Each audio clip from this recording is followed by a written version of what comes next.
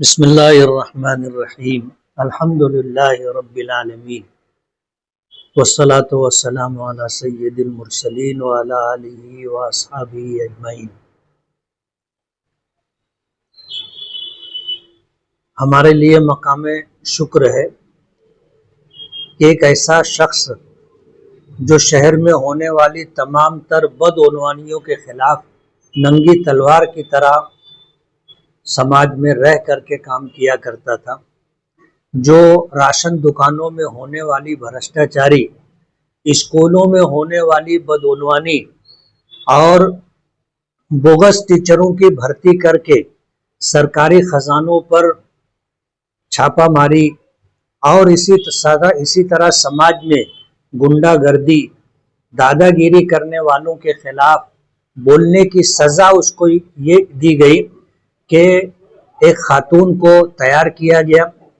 जिसने उसके ऊपर जिना का बोगस इल्ज़ाम लगाया और यहाँ तक इल्ज़ाम पहुँचा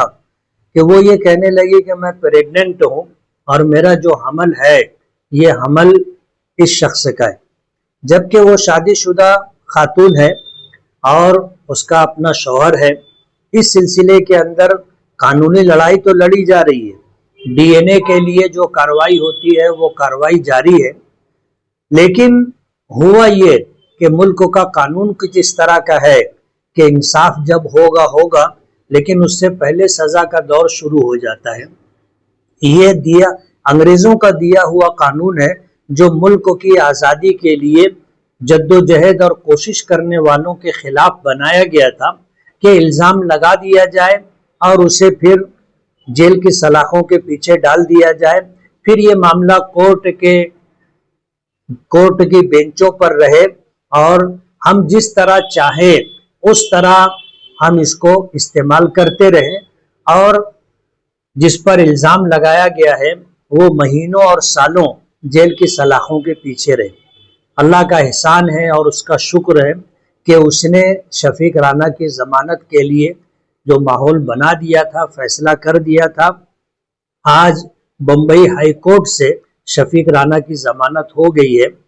और शहर में आ जाने के बाद उस पर जो कुछ बीती है और झूठे इल्ज़ाम की वजह से जेल की सलाखों के पीछे रह करके उसने जो कुछ झेला है, आने के बाद वो शख्स क्या करेगा समाज देखेगा। हमने उसकी ज़मानत पर रिहाई के लिए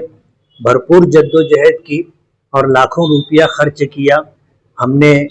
अच्छे वकील खड़े किए और उन्होंने आर्गूमेंट किया और कोर्ट को बताया कि इस औरत का जब जब बयान लिया गया इसने हर मर्तबा अपना बयान बदल बदल करके दिया और बहुत मशहूर जुमला है, दरो गोरा हाफजा नबासत, कि झूठ बोलने वाले को अपनी कही हुई बात याद नहीं रहती, जब उससे दोबारा और सहबारा पूछा जाए तो बात बदल बदल करके लोगों के सामने वो रखता है। ऐसे ही मामला रहा, इसलिए अल्हम्दुलिल्लाह ज़मानत हो गई है। हम अल्लाह रब्बुल आलमीन के शुक्रगुजार हैं कि अल्लाह ने एक ऐसे शख्स के ऊपर जिस पर झूठा इल्ज़ाम लगाया गया था, आज ज़मानत पर उसकी रिहाई अमल में आ गई है, फैसला हो चुका है और इंशाअल्लाह जल्द ही वो मालेगांव में हमारे दरमियान होंगे। कल बातें हो रही थी तो उसमें ये बात रह गई थी कि अभी मालेगांव कॉर्पोरेशन का मेयर का चुनाव है, चुनाव में क्या हालात रहेंगे, आप किसके साथ जाएंगे, क्या अभी मौजूदा हालत क्या है, आप कहाँ तक पहुँचे?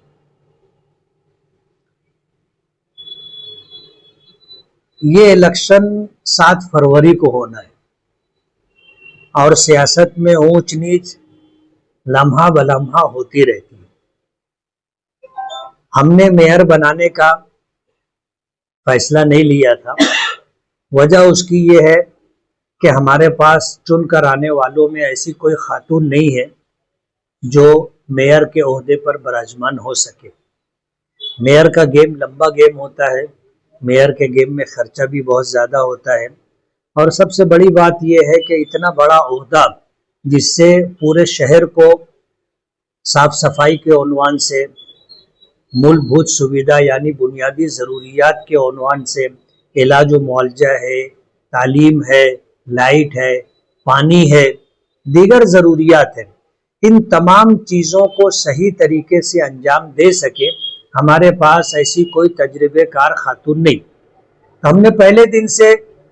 इस मामले में अपने आप को पीछे रख लिया था कि भाई जिनको मेयर बनाना हो मेयर बनाए।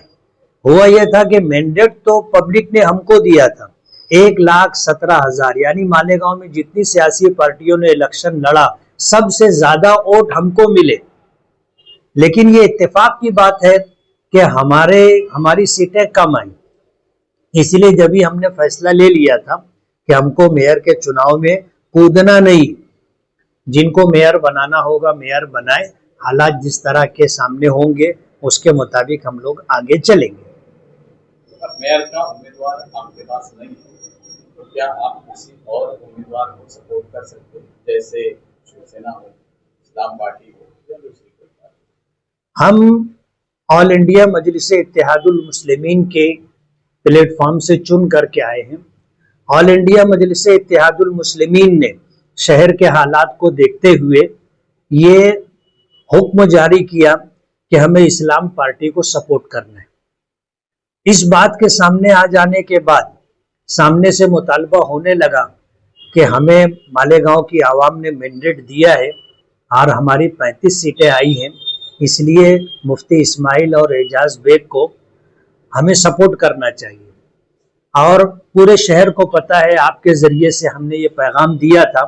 कि हम शहर की तामीर और तरक्की और फ़िरका परस्ती के ख़िलाफ़ आपको सपोर्ट करने के लिए तैयार हैं। आप सिर्फ मीडिया तक ही बात ना करें, आप आकर के बैठे और बैठ करके बात करें।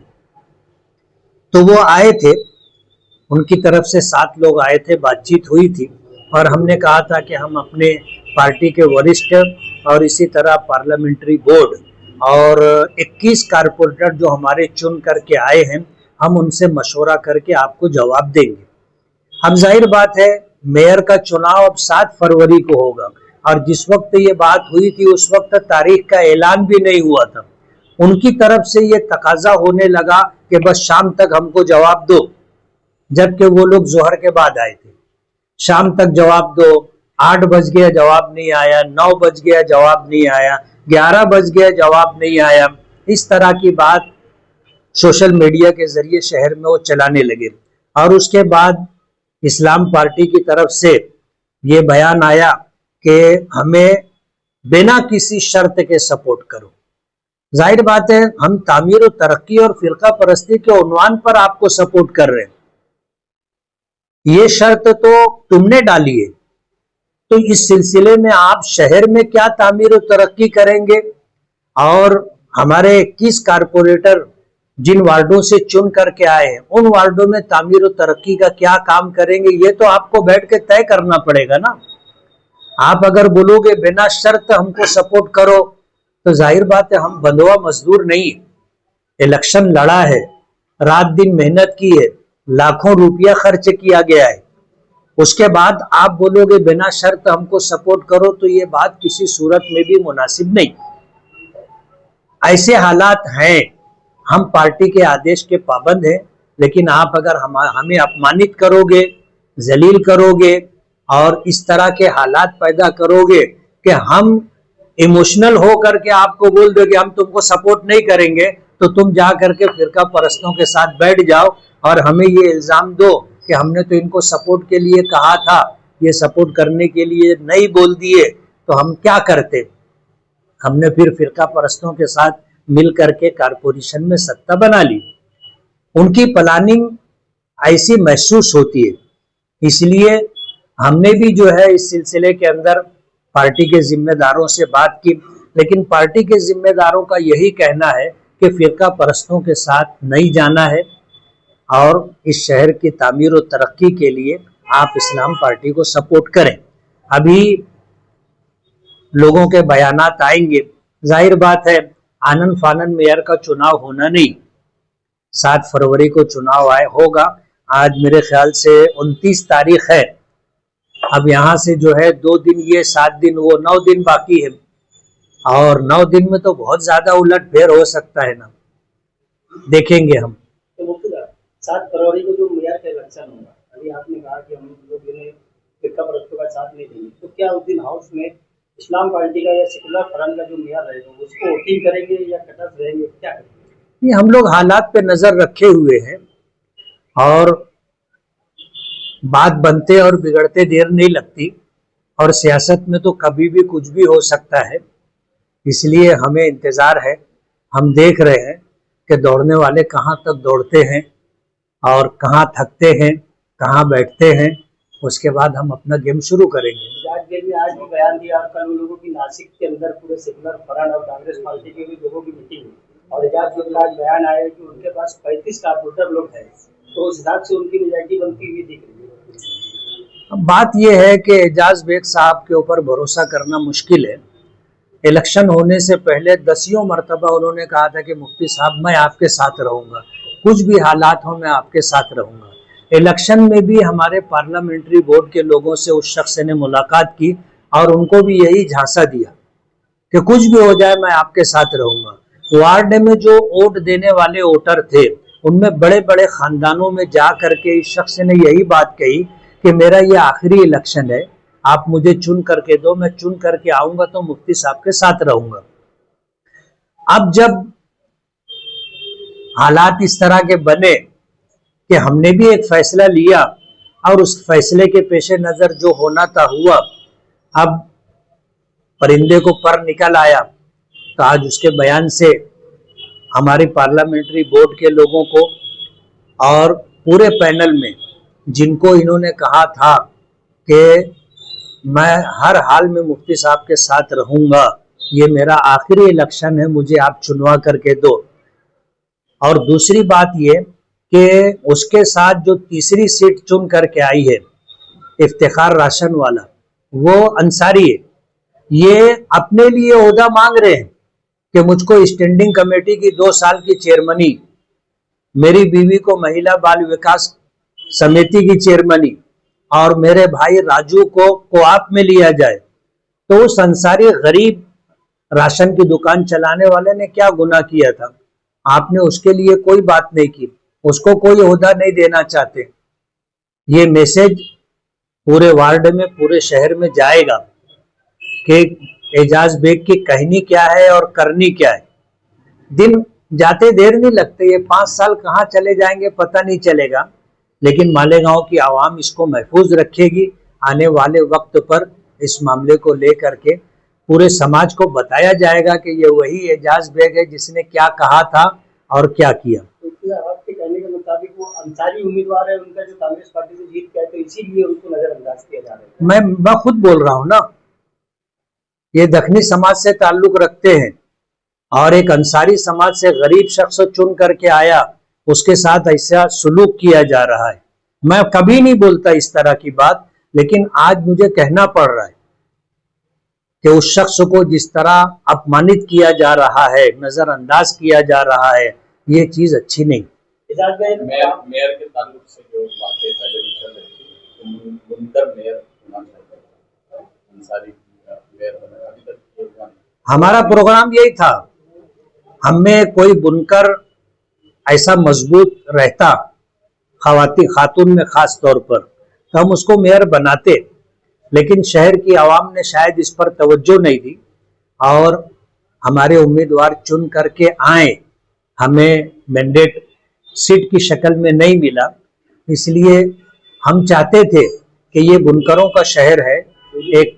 बड़ी तादाद बुनकरों की है और शहर का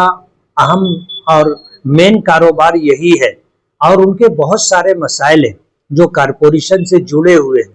तो बुनकर मेयर होगा तो जाहिर बात है वो अपने मसाइल को समझता है और उसको हल करने की कोशिश करेगा। अरबी का एक जुमला है, साहिबुल बैत यादरा बिमा फी, घर में रहने वाला जानता है घर में क्या है। इस हिसाब से हमारा तो ये प्रोग्राम था, लेकिन शहर ने जो फैसला किया है वो फैसला हमें मंजूर है। लेकिन जल्दबाजी आपकी तरफ से भी हो गई कि आपने अब्दुल मालिक का नाम जाहिर कर दिया, ऐसा नहीं लगा आपको? हमें महसूस हो रहा है, बहुत सारे सियासी तज्जिया निगारों ने ये बात कही कि अगर अब्दुल मालिक के नाम का ऐलान नहीं किया जाता तो आगरा रोड के उस तरफ हमारे 2-3 पैनल चुन करके आते। मुफ्ती साहब, अभी मेयर को 7 तारीख को होने वाला है, तो अभी MIM और आपका क्या मामला है? सेकुलर फ्रंट को अभी सपोर्ट कर रहे हैं कि आगे फैसला करेंगे क्या करना है? मैंने बता दिया ना कि हमारी पार्टी का आदेश यही है